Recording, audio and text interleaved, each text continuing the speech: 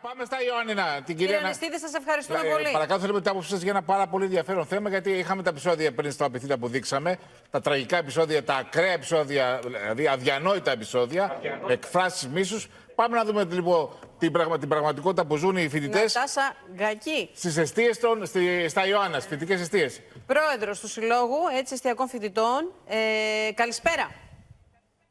Καλησπέρα σας. Όπως είπατε, είμαι η Νατάσα Γκάκη, είμαι η πρόεδρος του Συλλόγου Εστιακών. Θέλαμε να μιλήσουμε, η αλήθεια είναι, για την κατάσταση στις εστίες που είναι τραγική. Αν μας επιτρέπεις, Νατάσα, και εμείς θέλουμε να σας ακούσουμε. Νατάσα, στο ψητό. Βλέπουμε αίθουσες με μούχλα. Αναπνέεται μούχλα στις εστίες στα Ιωάννινα. Βλέπουμε ποντίκια. Βλέπουμε χώρο. Κοιτάξτε εδώ. Αυτή είναι η χώρη που. Είναι τώρα, εντάξει, αυτά εκεί, εδώ. Έχουν καταρρεύσει. Έτσι, σοβάδες. Έχουν ξυλωθεί τα πάντα. Αυτή είναι η εικόνα καθημερινά στους χώρους που εσείς ζείτε, αγαπητή Νατάσα Κυριαγκάκη. Είναι αληθινές αυτές οι εικόνες, είναι η ΑΕΚ και είμαστε υπερβολικοί εμείς? Είναι από την καθημερινότητά μας. Δηλαδή, για να καταλάβετε, εμείς έχουμε 2 ώρες ζεστό νερό και θέρμανση την ημέρα. Κυκλοφορούν, όπως φάνηκε και στη φωτογραφία, ποντίκες στις εστίες. Τα αγριόχορτα φτάνουν στο ύψος μας και υπάρχουν φίδια. Τα πλυντήρια δεν επαρκούν για τον αριθμό των φοιτητών και όταν χαλάνε δεν επιδιορθώνονται. Οι υπάλληλοι στην εφορία των φοιτητικών κατοικιών είναι ελάχιστοι και δεν μπορούν να ελέγξουν τίποτα από όλα αυτά. Και ο μόνος ρόλος τους πλέον είναι να κάνουν τους εισπράκτορες για τα 40 ευρώ το μήνα που καλούμαστε να πληρώνουμε. Και το κυριότερο είναι ότι ενώ παλιότερα διαμέναμε 4 χρόνια όσο οι σπουδές μας, τώρα με τον νέο εσωτερικό κανονισμό διαμένουμε 2 χρόνια και μετά πρέπει να ξανακάνουμε αίτηση με σκοπό να φοβόμαστε αν μπορούμε να συνεχίσουμε τις σπουδές μας. Ναι, και σαν να μην έφταναν όλα αυτά.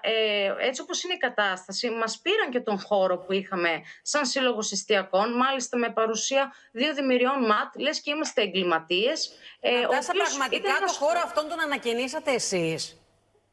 Αυτός ο χώρος, θα σας πω, ήταν ένας χώρος που λειτουργούσε ως εντευκτήριο, ήταν ένας χώρος κοινωνικοποίησης που διοργανώναμε δωρεάν δραστηριότητες. Ένας χώρος που τον είχαμε κιόλας γιατί είμαστε αποκλεισμένοι μετά τις 11 το βράδυ από το κέντρο της πόλης. Και επειδή, όπως βλέπετε, τα κουζινάκια και οι κοινόχρηστοι χώροι είναι στην κατάσταση αυτή με τη μούχλα, εμείς είχαμε πάρει απόφαση ότι αυτόν τον χώρο, παραχωρημένος από την Βρυτανία, θα μπορούμε να τον χρησιμοποιούμε και ναι, τον φτιάχναμε με δικά μας λεφτά και τον ξαναανακαινήσαμε με δικά μας λεφτά. Τα παιδιά βάζουν και τα λεφτά τους στα χαρτζηλίκια τους για να κάνουν το χώρο ανθρώπινο και να μπορούν να περνάνε το χρόνο τους εκεί. Και τώρα αυτόν τον χώρο τον κλείδωσαν και δεν έχετε καν πρόσβαση σε αυτόν τον χώρο, σωστά? Ναι, όχι, δεν έχουμε πρόσβαση και εμείς αυτό που καταλαβαίνουμε είναι ότι θέλουν πραγματικά να μας κάνουν τον βίο αβίωτο στις εστίες. Δηλαδή να μας αναγκάσουν να φύγουμε με την κατάσταση στην οποία βρίσκονται οι εστίες, να τις μετατρέψουν σε ιδιωτικές και πρόκειται και μια διάκριση, αυτό που βλέπουμε, προς τους εστιακούς φοιτητές. Δηλαδή, η αλήθεια είναι ότι δεν είναι, πιστεύω, σχέδιο μόνο της Βρυτανίας, αλλά είναι και συνολικά της κυβέρνησης και για τις υπόλοιπες εστίες στην Ελλάδα, αν έχετε δηλαδή. Νατάσα, μας να ακούσουμε λίγο τι λένε οι εκπρόσωποι των κομμάτων, λίγο την αντίδρασή τους. Παρακαλούμε, κύριε Κοτσέρα. Αν πραγματικά αυτή είναι η εικόνα, πραγματικά με θλίβει και εμένα. Αν είναι αυτή η εικόνα, τώρα πραγματικά. Για τα παιδιά μας ναι, προφανώς δεν το αμφισβητώ. Δηλαδή τώρα... Δεν το αμφισβητώ. Είναι πραγματικά μια θλιβερή εικόνα και ελπίζω και η Βρυτανία αλλά και το Υπουργείο να αντιμετωπίσουν αυτή την κατάσταση το συντομότερο δυνατό, διότι οι φοιτητές και ιδίως οι φοιτητές των αδύναμων οικονομικά συμπολιτών μας θα πρέπει να διαβιούν σε εξαιρετικά ανθρώπινες εγκαταστάσεις. Εκείνο που θα ήθελα εγώ να σημειώσω και να δικαιολογήσω τη διετή αξιολόγηση των όσων διαμένουν στις φοιτητικές εστίες, διότι θα πρέπει να αξιολογούνται και όλοι εκείνοι που θέλουν. Μάλλον έχει γίνει με επιστημονική πρόταση ιατρική, γιατί στα 2 χρόνια με τη μούχλα πας εύκολα στον πνευμονολόγο και με βαριές πνευμονοπάθειες. Στα 4 μπορεί και να έχεις ανίατη ασθένεια. Ίσως να έρχονται και φοιτητές που έχουν μεγαλύτερη ανάγκη να έχουν και εκείνη το δικαίωμα. Και εγώ κατάλαβα τι λέτε. Ξαναλέω όμως, ναι, προφανώς δεν είναι προσωπικό.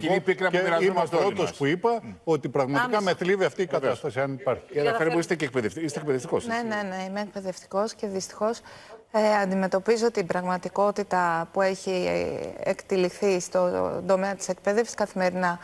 Αυτή είναι η στρατηγική επιλογή της Νέας Δημοκρατίας. Αυτό που περιγράφει η φοιτήτρια είναι αυτό που η Νέα Δημοκρατία επιλέγει να κάνει στον τομέα της εκπαίδευσης. Από όχημα κοινωνικής ανωδικότητας το έχει μετατρέψει σε ένα ναυάγιο. Και αυτό γιατί? είναι προφανές ότι αυτή τη στιγμή η προτεραιοποίησή της και ιεραρχικά όπως αντιμετωπίζει το ζήτημα της εκπαίδευσης είναι να απονευρώσει το δημόσιο πανεπιστήμιο, να απονευρώσει τη δημόσια εκπαίδευση όλες τις βαθμίδες και ουσιαστικά να ενδυναμώσει τα ιδιωτικά συμφέροντα στον χώρο της τριτοβάθμιας και όχι μόνο εκπαίδευσης. Αυτή είναι η εικόνα, αυτή είναι η πραγματικότητα. Καλά κάνετε. Διαφωνείτε με την τριτοβάθμια, την ιδιωτική τριτοβάθμια εκπαίδευση? Διαφωνούμε με την ιδιωτική τριτοβάθμια εκπαίδευση. Είμαστε υπέρ των μη κρατικών πανεπιστημίων, αλλά με ένα ρυθμιστικό πλαίσιο αξιόπιστο και εποπτεύοντες οργανισμούς. Μάλιστα, κύριε Τζανακόπουλε. Κύριε Τζανακόπουλε. 2-3 σχόλια, γιατί καταλαβαίνω ότι δεν έχω και πάρα πολύ χρόνο. Και να αποδεσμεύσουμε τον κύριο Γκάκη, πάμε μετά στην έπαρχο της Ιθάκης. Κύριε Γκάκη, ευχαριστούμε, θα επανέλθουμε στην καταγγελία σας. Ευχαριστούμε θερμά. Και εμείς θα συνεχίσουμε τον αγώνα μας, εννοείται. Να είστε καλά. Εγώ θέλω θερμά και την εμπιστοσύνη. Ελάτε, κύριε Τζανακόπουλε. Εγώ δεν θέλω να κάνω. Ήθελα να δώσω το χρόνο. Κύριε Γκάκη. Ήθελα να δώσω το χρόνο μου στην φοιτήτρια. Όχι, δεν έχουμε ολοκληρώσει την κουβέντα. Όχι, να πει κάτι για να κλείσει. Αν μας χαιρέτησε, εντάξει, ελάτε. Λοιπόν, ακούστε, είναι γνωστό ότι στην Ελλάδα δεν υπάρχει φοιτητική μέριμνα. Δώστε μας την έπαρχο, παρακαλώ. Είναι ελάχιστες οι παροχές και αυτές οι παροχές που υπάρχουν βρίσκονται αυτή τη στιγμή σε άθλια κατάσταση. Αυτό είναι επιλογή. Αυτό είναι επιλογή. Και πράγματι είχε δίκιο κυρία Γκάκη, ήταν το όνομά της. Γκάκη.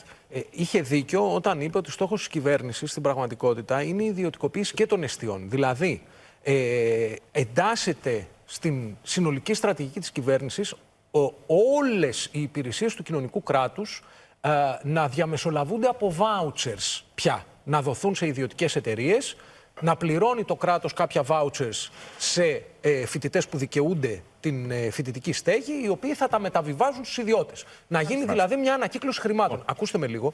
Και μπορεί να μην έχουμε φοιτητική μέριμνα, έχουμε όμως το Southeastern College που αρέσει και στον κύριο Λαζαρίδη, αν δεν κάνω λάθος, το οποίο θα έρθει εδώ να μοιράζει πτυχία νομικής, ιατρικής και δεν ξέρω εγώ τι άλλο. Πάμε, θα ξεκινήσουμε από εσάς. Πάμε στην υγεία. Αυτή είναι η πραγματικότητα. Δώστε μας την έπαρχο, παρακαλώ. Έχουμε ζητήσει την έπαρχο.